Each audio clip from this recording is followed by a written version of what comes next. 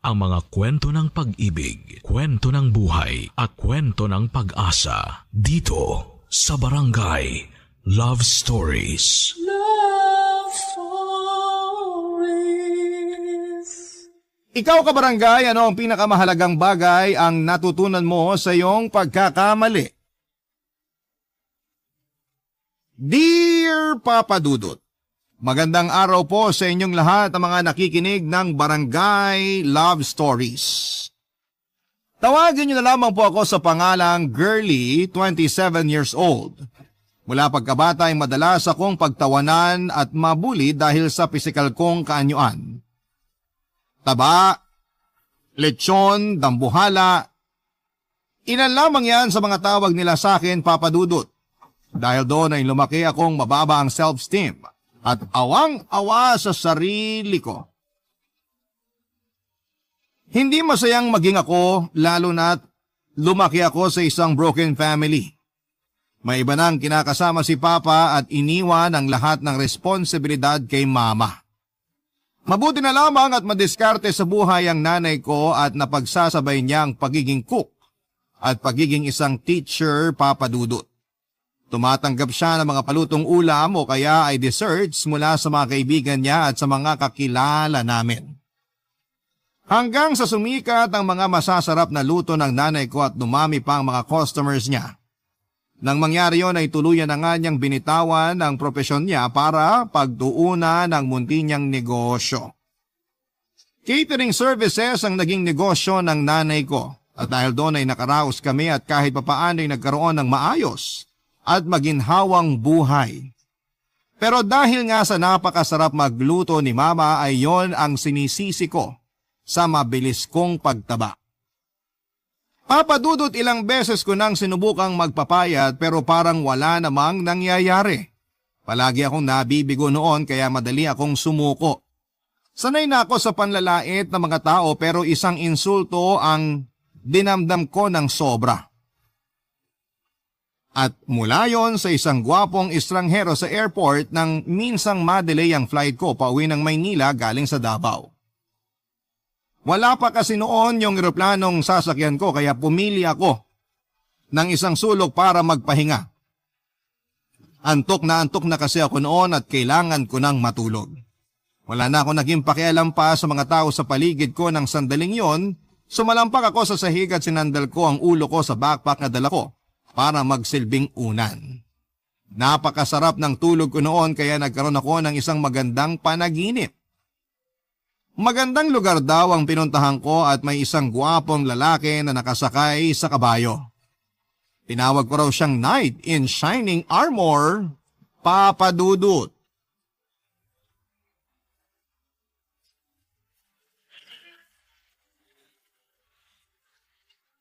Excuse me, miss. Bakit? Miss, hindi ka dapat natutulog dito. Ha? Nasa airport ka, wala ka sa kwarto mo. Wait, nananaginip pa ba ako? Ikaw ba yung knight in shining armor ko? Night in what? Miss, isa lang naman akong concerned citizen na nag-aalala sa mga janitor na maglilinis sa area na to. Sorry. May nagawa ba akong mali? Alam mo, para kang ewan. Natulog ka dyan tapos magmamaang-maang ka pa na parang wala kang nagawang mali. Ano bang problema? Bakit ka ba nakikialam kung gusto kong matulog dito? Alam mo bang nakaharang ka sa daan? Sorry pero ang lawak pa ng space oh. Kayo talagang matataba, masyadong makasarili. Sa lapad mo na yan, di mo naisip na nakaharang ka sa daanan ng mga tao? Gusto ko lang naman po magpahinga, kuya. Pero sorry po ang laki naman ata ng issue mo sa aming matataba. Wala akong issue sa mga matataba, pero sa'yo, malaki. Ikaw na nga yung nakakaabala, ikaw pa yung magsusungit. Nananahimik kasi ako dito tapos bigla ka na lang i-epal dyan. Hindi naman talaga ako nakaharang Bida-bida ka lang talaga. Alam mo, kung di ka lang ganyan kalaki, baka kanina pa kita binuhat at itinapon sa basurahan. Para ka kasing basura dyan sa pwesto mo, pakalat-kalat. Sana, alam mo rin na ang sama ng ugali mo. Kalalaki mong tao nang aaway ka ng babae. Matuto ka naman magpakatao at rumispeto ng di nakabase sa laki ng tao. Grabe ka. Miss, ginising din kita kasi ang lakas mong humilik. Sa totoo lang, Nakakaistorbo ka sa mga tulad ko na gusto rin sanang magpahinga. Hindi naman ako umiinig ah. Ayaw mo pa maniwala ang lakas-lakas nga. Kung narinig mo lang sana sarili mo, para kang barko. Ang lakas mo mang asareno. Akala mo naman kinagwapo mo yan. Hindi porke maganda ang katawan mo, entitled ka namang insulto ng ibang tao na nanihimik at wala namang ginagawang masama sa'yo. Totoo naman lahat ng sinasabi ko. Di rin ako makapaniwala na kaya mong matulog sa ganito kaingay na paligid. Pero next time, kung ayaw mong sitayin ka, pumili ka ng lugar na wala kang maiistorbong tao. Makapagsalita ka naman dyan? Ikaw ba may-ari nitong airport? Hindi. Wala naman akong sinabing ganun ah. Oh, bakit kung makapagsalita ka parang nabili mo na tong airport? Sana nag-apply ka na lang ng security guard dito para sa susunod na manita ka, hindi naaangal yung mga tulad ko na gusto lang naman magpahinga. Gets mo? Pwede naman yun kung di ka lang malakas humilik. Talaga? Hayaan mo po may knight in shining armor. Sa susunod magdadala ako ng earplugs para di ko na maistorbo yung kapayapaan mo. Ako na rin maglalagay sa mga tenga mo para naman di nakakahiya. Oh? Ba't di mo kaya unahing pasakan yung bibig mo? Hindi ka nga pala knight in shining, Eme. Isa kang kampo ng kadiliman, napakasungit mo. Huwag ka mag-alala, paalis na rin naman ako, no? Mabuti naman. At least hindi na ako magtitiis sa hilik ng isang dragon. Sobra ka na, ha? Bakit? Pikon ka na? Che, kampo ni Satanas, body shamer, walang modo. Hindi ko makakalimutan ang insultong yon, Papa Dudut. Masyado kong nasaktan sa pamamahiya ng lalaking yon. Daig ko pang nakipag-break kahit na hindi ko naman talaga alam yung pakiramdam na ma-broken-hearted dahil no boyfriend since birth ang status ko. Pagdating ko ng Maynila, isang tao agad ang pinagsumbungan ko, walang iba kundi si Mama. Sa kanya ako lagi naglalabas ng sama ng loob at palagi naman niyang pinapagaan ang loob ko tuwing nabubuli ako. Nagpasalamat na lamang ako noon na hindi man ako binayaan ng magandang katawan, ay meron naman akong isang nanay na handa akong samahan at suportahan sa lahat ng pinagdadaanan ko sa buhay. Kaya naman bilang ganti, ako naman ang palaging nag-aasikaso sa kanya kapag wala akong ganap sa trabaho. Lalo na kapag naka-vacation leave ako. Palagi kong inilalaan ang oras ko para sa kanya. Naging bonding na rin namin ang pagluluto at marami-rami na rin akong natutunang putahe mula sa kanya, kasama na ang paborito niya, Papa Dudut.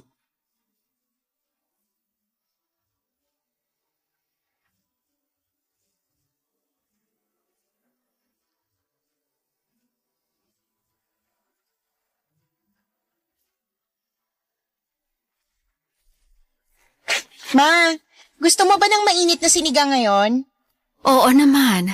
Alam mo namang paborito kong sinigang anak. Kumusta ka naman? Ay, okay lang, Ma. Naging successful naman yung charity events namin sa Davao. Perfect na nga sana, kundi lang dun sa lalaking walang modo sa airport.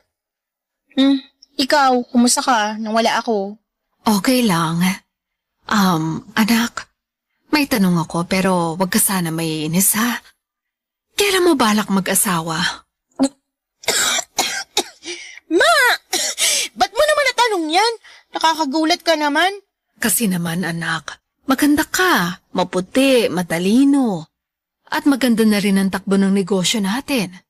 Gusto ko lang naman makita ka masaya at magkaroon ng sariling pamilya. Ma, masyado pang maaga para isipin yung future ko. 27 pa lang po ako. Ay, mabuti pa, tikman mo na lang tong niluluto ko. Anak, seryoso ko. Ma, gets ko naman yung point mo, pero pwede bang iba na lang pag-usapan natin? Sige na, tikman mo na po to kung pasado sa'yo. Ang sarap. Buti naman mo sa akin yung husay sa pagluluto. Ang swerte ko talaga sa'yo, anak. Ma, ang OA mo. Hindi mo na kailangang sabihin sa akin lahat ng papuri niyan. Ano ka ba? Deserve mo kaya yon. Thank you, Ma. Totoo naman yung sinasabi ko, anak. Marami kang magagandang katangian na dapat mong ipagmalaki. Ewan ko nga po, pero parang hindi ko naman maramdaman yun. Lahat kasi ng nakikita kong babae parang mas maganda, mas matalino, mas sexy. Ang hilig mo kasing ikumpare ang sarili mo sa iba. Matuto ka rin sanang tanggapin at mahalin ng sarili mo para maging masaya ka. Real talk lang po yun, Ma. Oo na. Anak, may ibibigay nga pala ako sa'yo. Ano po yun? Eto, anak. Ano to, Ma? Flyer yan galing sa isang fitness gym. Basahin mo, baka magustuhan mo yung promo nila. Seryoso, Ma? Alam mo namang di natatabla ng kahit anong gym equipment tong tabako. Subukan mo lang ulit. Okay lang ako, Ma. Anak, para din naman to sa kalusugan mo. Tsaka, hindi naman sa panlalait, pero mas maganda kang tingnan kung fit ka. Aray, sakit nun ah. Hindi yun panlalait Ang ibig kong sabihin, mas magiging healthy ka at tataas ang confidence mo kapag pumayat ka. Iniisip ko lang yung ikabubuti mo. Sa tingin niyo po, kaya ko to? Anak, marami kami na pag-usapan ng bantay doon tungkol sa mga workout routine na bagay sa'yo. Kailangan ko po ba talaga yun, Ma? Kailangan mo yon, anak. Hindi dahil sa nakakahiya yung maging mataba, kundi para sa ikabubuti ng kalusugan mo. Tsaka maliban sa maganda yung fitness program na yon, puro gwapo at macho yung mga instructor. Mag-e-enjoy ka, promise. Iba ka talaga, Ma. Sige po, akin na tong flyer na to. Susubukan ko, baka sakaling tumalab at pumayat ako kahit konti. Ay, hanggang ngayon kasi, nanggigigil pa rin ako dun sa lalaking nanlait sa akin. Kalimutan mo na yon. Focus ka na lang sa bago mong goal. Magtiwala ka sa akin, anak. Sure ako na pasasalamatan mo rin ako sa huli. Salamat, Ma. The best ka talaga. Matapos ang pag-uusap namin ni Mama ay napag-isip-isip ko na oras na nga siguro para sa totoong pagbabago. Ayaw ko na rin kasing maulit yung nangyari sa airport na napahiya ko dahil sa katabaan ko. Masakit ang mga sinabi ng lalaking yon pero gano'n naman talaga kapag totoo, mas masakit. Dahil doon ay nagkaroon ako ng determinasyon na baguhin ang sarili ko. Gusto kong maging maganda, maging malakas, mas maging matalino at sexy. Naniniwala kasi ako na kapag meron ako ng mga yon, lahat ng gusto ko ay makukuha ko. Hindi ko na rin mararanasang magdamdam at maawa sa sarili ko. At kapag fit na ako ay baka sakaling magkaroon na rin ako ng boyfriend. Binasa ko yung flyer at nakita kong maganda naman ang promo na inaalok ng gym na yon, Papa Dudut. Ibinusa ko ang flyer nang nakangiti habang naglalaro sa isip ko ang mga plano ko. Yun na rin ang huling pagkakataon na pinag-usapan namin ni Mama ang tungkol sa estranghero sa airport. Mula kasi nang umuwi ako ay wala nang ibang laman ang isipan ko kundi ang lalaking yon. Nakakainis man at hindi ko rin naman maitatanggi na gwapo rin ang isang yon at mukhang maganda rin ang pangangatawan. Ang kaso napakasungit naman niya. Napabuntong hininga na lamang tuloy ako ng mga oras na yon, Papa Dudut. Barangay Love Stories. Barangay Love Stories. Papa Dudut, nagpasya akong bisitahin ang fitness gym na nirekomenda ni Mama. Malapit lamang yon sa bahay, walking distance lamang.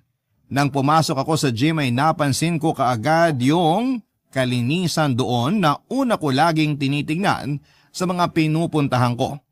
Nagustuhan ko yung makukulay nilang pader na naghahatid ng positive vibe para sa mga tulad ko. At nagpadagdag ng determinasyon na magpatuloy sa fitness journey ko, Papa Dudut. Kahit malayo ay napansin ko ang maiilaw na fitness equipment na nag-aabang sa akin. Sinalubong naman ako ng mga maalalahanin at magigiliw na staff sa gym. Hindi ko tuloy maiwasang makaramdam ng excitement at pag-asang hatid sa akin ng fitness gym na yon, Papa Dudut. Sa harap pa lamang ng receptionist ay naramdaman ko na ang init ng pagtanggap at motivation na nagbigay ng inspirasyon sa akin para magpatuloy. Tuwang-tuwa sila sa akin dahil nagpakita ako ng interes sa mga fitness class at serbisyo nila.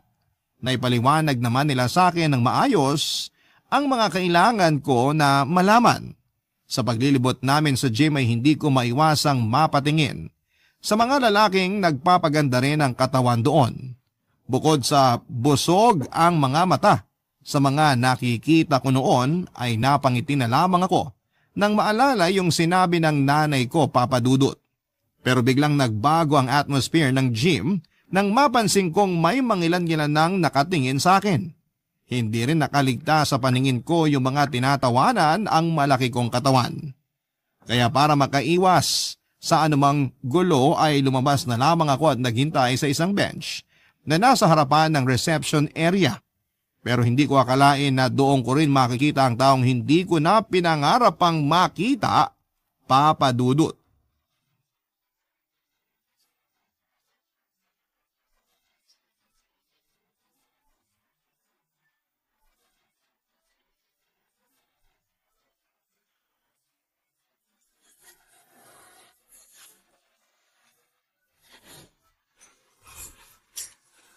Hello, natatandaan mo pa ba ako? Malamang. Kasi ikaw lang naman yung lalaking umistorbo sa akin sa airport. Yup, small world, di ba? Pero miss, gusto ko sanang humingi ng pasensya sa nangyari nung araw na yon. Ay, sige na nga. Hayaan mo na lang yun. By the way, ako nga pala si Alfie. Nandito ka ba para mag-inquire ng membership sa amin? Malamang. Since kilala mo na ako na mag-a-assist sa'yo rito. Anong membership yung gusto mo? Gusto ko sana yung pang beginners lang muna. Ano ba yung inclusions nun? Well, yung beginners package namin, may kasamang free orientation, access sa gym facilities, at sa group fitness classes. Magkano naman yung membership fee at ilang buwan yung covered ng promo? 2,500 per month, good for 3 months. May kasama na rin yung libreng personal trainer. Oh, maganda rin naman pala. Pero, sino naman yung magiging fitness coach ko? Kung gusto mo, ako na lang. Sige, ikaw na lang. Pero kung sakaling ikaw nga yung magiging coach ko, anong magiging plano mo para sa akin? Cardio, strength, training at diet plan. Okay ba yun sa'yo? Sige, susubukan ko yon. Salamat. Sana makamit natin yung goal na para sa'yo. Tingnan mo nga naman, parang kailan lang magkaaway pa tayo sa airport tapos ngayon, magiging workout body na kita. Pasensya na talaga sa nangyari Alam mo bang yan din yung dahilan kung bakit ako nandito sa gym nyo? Talaga? Oo, gusto kong pumayat kasi ayaw ko na rin napapahiya ako dahil sa katabaan ko. Kung ganun, nakatadhana pala talaga na ako yung maging knight in shining armor mo. Siguro nga. Nga pala, hindi ko pa nasasabi yung pangalan ko. Ako si Girlie. Girlie, nice name para maging member ka dito, kailangan mong i-fill out tong form tapos maglabas ka ng valid ID mo for registration. Sige, gagawin ko agad yan. Good! Salamat ulit At sa pag-alis ko sa lugar na yon, Papa Dudut, ay baon ko ang mga ngiti ni Alfie. Hindi ko rin maitago yung saya sa gaan ng pag-uusap naming dalawa. Hindi tulad nung unang beses kaming nagkita sa airport, biglang bumilis ang tibok ng puso ko noon at nakaramdam ako ng kilig na hindi ko maipaliwanag. Hindi ko inaasahan na magiging ganon ako kasaya sa kabila ng mga naranasan kong pambubuli sa akin. Lumipas pa ang mga maraming araw at unti-unting nabuo ang pagkakaibigan naming dalawa na nagdulot sa akin ng espesyal at kakaibang pakiramdam. At yon ang naging dahilan para magpatuloy ako gaano man kahirap ang pinagdadaanan ko sa gym. Mas naging porsigido ako sa mga inilalatag na program ni Alfie. Gusto kong pumayat, gusto kong gumanda para mapansin niya ako. Gusto ko si Alfie at nakuha niya ang tiwala ko sa pamamagitan ng pagiging maalaga at pagpapakita ng tunay na malasakit. Para sa fitness journey ko. Nakatulong din siya para matutunan ko yung tamang pag-aalaga ko sa sarili. Tuwang-tuwa naman si Mama sa unti-unti kong pagbabago. Yung mga damit na dati kong isinusuot ay lumuluwang na ng konti. Natawa na nga lang ako noon sa nanay ko dahil mas excited pa siya kesa sa akin. Namili na kaagad siya ng mga sexy na damit, mga kolorete at kung ano-ano pa. Napakasaya ko nang mapansin ang mga katrabaho ko at kapwa volunteer sa isang charity institution ng unti-unti kong pagbabago. Noon ko lang kasi naranasan ang mapuri ng ibang tao dahil sa katawan ko kaya naman mas lalo akong na-motivate na magpapayat. Mahigit 1 taon din ang binuno ko bago na-achieve ang goal ko na pumayat. Sa bilis nga ng paglipas sa mga araw ay parang isang buwan ko lang yung ginawa. Okay na ako noon, isa na lang yung kulang para masabi ko na perfect na talaga ang pangyayari sa buhay ko, Papa Dudut.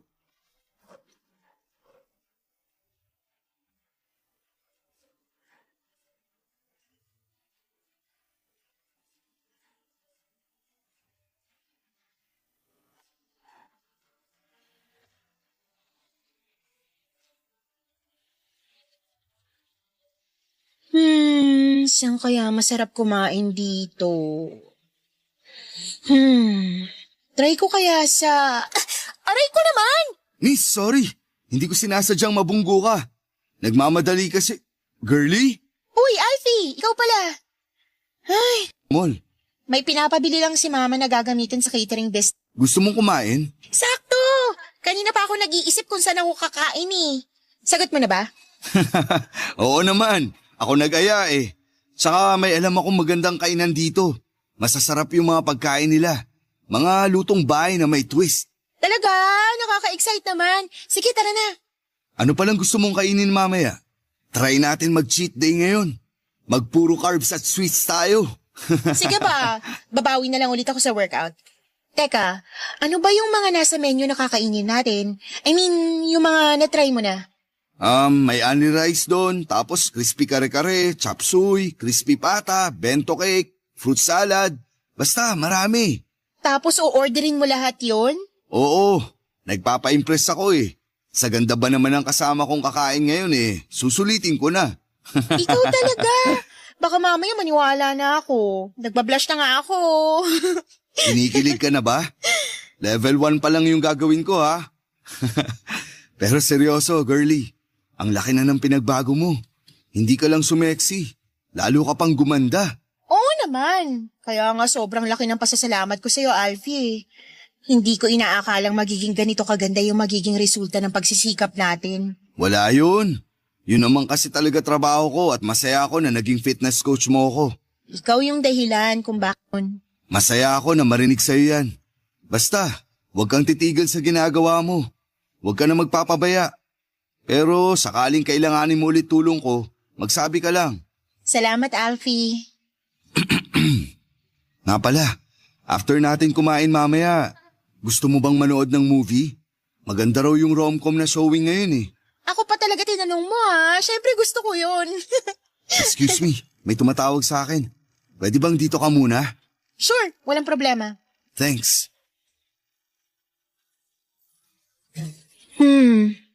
Sino kaya yung tumawag sa kanya?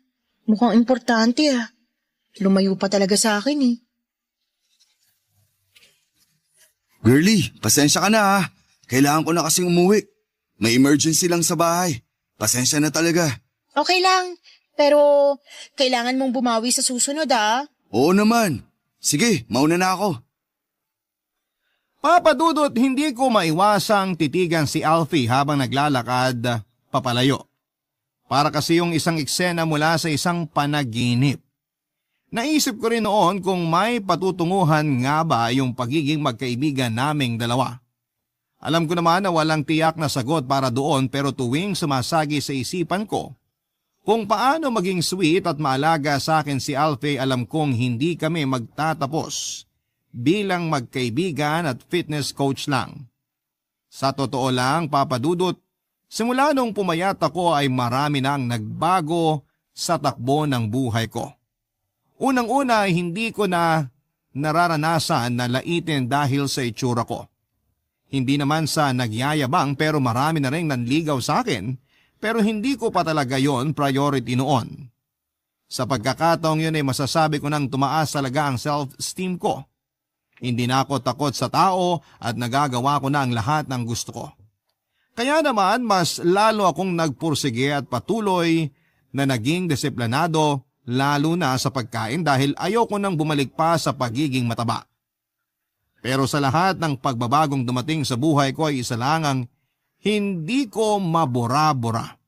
At yon ay ang nararamdaman ko para kay Alfie. Siya lang ang gusto ko at siya rin ang unang lalaki, Papa Dudut, na masasabi kong nagpatibok ng puso ko. Barangay Love Stories. Barangay Love Stories. Papa Dudut, isang gabi ay ginawa ko ang isang bagay na pinakamahirap para sa isang babaeng may lihim na pagtingin sa isang lalaki. Tinawagan ko noon si Alfie at sinabi ko sa kanya na gusto ko siya. Hindi naman ako nabigo at hindi rin ako napahiya dahil gusto niya rin naman ako, Papa Dudut. Doon na nga nagsimula ang espesyal na pagtitinginan naming dalawa. Simula ng araw na yon ay naging madalas pa ang paglabas namin ni Alfie at masasabi ko naman na compatible kami sa isa't isa at nagkakasundo rin sa mga bagay-bagay. Wala na akong mahihiling pa noon, Papa Dudut, at masaya ako sa naging takbo ng relasyon namin. At sa 2 buwan na naging kami ay naibigay ko na sa kanya ang lahat. Pero sa mga sumunod pang araw, natagpuan ko ang sarili kong nag-iisip na parang meron talagang itinatago sa akin si Alfie. Kadalasan kasi bigla na lamang siyang nawawala pagkatapos sagutin ang tawag sa cellphone niya. Nagkaroon ako ng alinlangan sa pagbabago ng pakikitungo niya sa akin. Madalas na rin siyang magdahilan at palaging umiiwas kapag nagtatanong ako tungkol sa pamilya niya. Nabanggit ko kasi na gusto ko na ring makilala ang mga magulang niya bago ko siya ipakilala kay mama. Oo lamang siya ng oo, pero wala namang nangyayari. Umabot yon sa punto na naging madalang na ang pagkikita namin dahil palagi na rin siyang maraming dahilan tuwing inaaya ko siyang lumabas. Pero hindi nga nagtagal ay may nalaman ako tungkol sa kanya, Papa Dudut.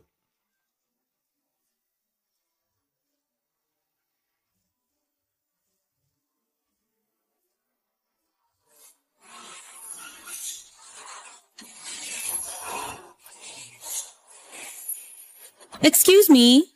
Ikaw ba si Girlie? Oo, ako nga. May kailangan ka ba? Ako si Claudine. Baka lang kasi di mo alam, ako yung legal na asawa ng boyfriend mo. Uulitin ko, ako yung asawa ni Alfie. Si Alfie? Sorry pero hindi ko naman siya boyfriend. Magkaibigan lang kami. Huwag ka na nga mag-deny, Girlie. Alam ko na yung totoo at inamin na rin sa akin ni Alfie ang lahat. Nakita ko nga yung palitan nyo ng sweet messages eh. Ano? Itatanggi mo pa rin? Ma'am, baka pwede po tayo mag-usap ng maayos. Claudine, ano bang ginagawa mo? Huwag naman dito, please. Hindi ba siya aware na may asawa ka na? Ha, Alfie? Please, huwag tayo mag-eskandalo rito. O bakit? Wala ba akong karapatang magwala dito sa pugan nyo? Ma'am, magkaibigan lang talaga kami ni Alfie. Huwag mo kong lokohin, Girlie. Alam ko lahat ang pinag-uusapan nyo. Magkarelasyon kayo ng asawa ko. I'm sorry, hindi ko alam na may asawa na siya. Napakalandi mo? Mga agaw ka pa? Talent mo bang manira ng pamilya? Hindi ako nanira ng pamilya, kaya wag mo akong tawagin ng ganyan. Hindi ako masamang tao. Hindi ko nga alam na may asawa na siya eh. At ikaw naman, napakasinungaling mo. Masaya ka ba na pinagmukha mo akong tanga, ha? I'm sorry, Girlie. Hindi ko naman alam na mangyayari to. Tigilan nyo na nga yung drama nyong dalawa. Hinihintay ko lang talaga tong pagkakataon na to para makilala kang babae ka. Para makita ko yung kabet ng asawa ko. Di nga ako kabet. Sinabi ko nang hindi ko alam na may asawa nga siya, di ba? Biktima lang din ako ng panluloko ng asawa mo. So ngayon ikaw yung feeling victim. Malandi ka. Kasalanan mo lahat to. Tigilan mo nga ako! Aalis na ako rito! Mag-usap kayo ng asawa mo at isaksak mo siya sa baga mo! Hindi ka pwedeng umalis! Hindi pa tayo tapos! Ano pa bang gusto mo? Gusto kong pagbayaran mo yung ginawa mong pang-aagaw sa asawa ko! Bakit mo ko sinampal? Claudine, tama na yan. Please lang. Hindi pa ako tapos! Sa kanya mo talaga ako pinagpalit? Kala mo naman kung sino kang perpekto ah. Kaya ka ba nagngingit-ngit kasi alam mong masaya na sa iba yung asawa mo? Tama nga ako. Wala ka rin pinagkaiba sa mga naging kabit ng asawa ko. Mahal ako ni Alfie. Hindi totoo yan, Girlie. Mahal ko yung asawa ko. Han, please, mag-usap tayo. Hayaan na natin siya. Wala tayong kailangan pag-usapan. Niloko mo na naman ako. Nabigla lang ako. Nabigla? Naririnig mo ba yung sinasabi mo? Hindi ko intensyon na saktan ka. May mga problema lang sa pagsasama natin na hindi ko na talaga kayang dalhin, kaya natukso ako sa iba. Ano? Natukso ka lang? Ang kapal na mukha mo, Alfie! Please, girlie. Hayaan mo muna kaming mag-usap ng asawa ko. Sa mga ginawa mo, hindi sapat yung pag-uusap lang. Pero sige, bibigyan pa kita ng isang pagkakataon. Pag-usapan natin kung ano yung mas makabubuti para sa pamilya natin. At ikaw namang malandi ka, layuan mo na ang asawa ko. Kita mo na yung ginawa mo, Alfie! Minahal kita, pero itong isusukli mo? At yung magaling mong asawa, sa tingin mo ba, maniniwala pa siya sa drama mo? Alam mo sa sarili mo na minahal mo rin ako. Tumigil ka na! Hindi kita mahal! Natukso lang ako! Ano? Masakit bang marinig yung katotohanan mula sa asawa ko? Ganyan talaga napapala ng mga kabet. Alam mo, kung totoong sapat ka sa kanya, hindi na maghahanap ng iba yung asawa mo. Pwes hindi rin sapat na maganda ka lang at sexy para mangagaw ng asawa. Hindi ako perpekto pero hindi ko ginagawang kawawa yung sarili ko para lang mapansin at mahalin ako ng taong gusto ko. Iyon ang pinagkaiba natin. Hindi ako yung tipo ng tao na papatol sa ganitong klase ng gulo. Pasensya na. Nadala lang ako ng emosyon ko kaya kung ano-ano yung nasabi ko. Huling pagkakataon mo na to. Iwasan mo na siya. Naiintindihan ko. Wala naman talaga akong intensyon na manira ng pamilya eh. Naniwala lang ako na minahal ako ni Alfie. Pasensya ka na rin sa mga nasabi ko. Hindi ko gustong insultuhin ka pero kung ikaw din naman ang nasa katayuan ko, siguradong ganun din gagawin mo. Sana makita mo rin yung totoong kahulugan ng pagmamahal. At ikaw namang magaling na lalaki, mag-uusap tayo sa bahay mamaya. Para akong pinagsakloban ng langit at lupa nang malaman ko ang katotohanan yon, Papa Dudut. Wala ko nagawa noon kundi ang sundan na lamang sila ng tingin habang papalabas ng gym. Wala rin akong natanggap na paliwanag kay Alfie kung bakit niya yon ginawa sa akin. Ibinigay ko ang lahat sa kanya, minahal ko siya ng sobra at siya rin ang una kong naging boyfriend. Sobrang sakit.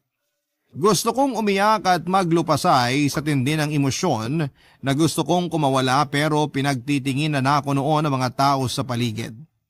Alam ko na hindi sila magsasalita pero may masasabi sila sa akin. Siguradong hinuhusgahan nila ako mula ulo hanggang paa. Hindi ko ginusto ang maging isang kabit. Biktima lang din ako ng panloloko at yun nga ang gusto kong ipagsigawan sa kanila. Pero pinili ko na lamang na umalis doon ng tahimik lamang. Pinangako ko sa sarili ko na hindi na ako babalik doon o pupunta sa kahit na saang gym pa dahil alam ko na babalik lang ng babalik ang lahat ng sakit na nararamdaman ko noon. Nagmukmuk ako sa bahay, kumain ng kumain at pagkatapos naman ay humihilata. Namugtong ang aking mga mata sa kakaiyak para ako nawala ng ganang mabuhay. Ganon ko hinarap ang problema ko, Papa Dudut, pero buti na namang at hindi ako sinukuan ni Mama.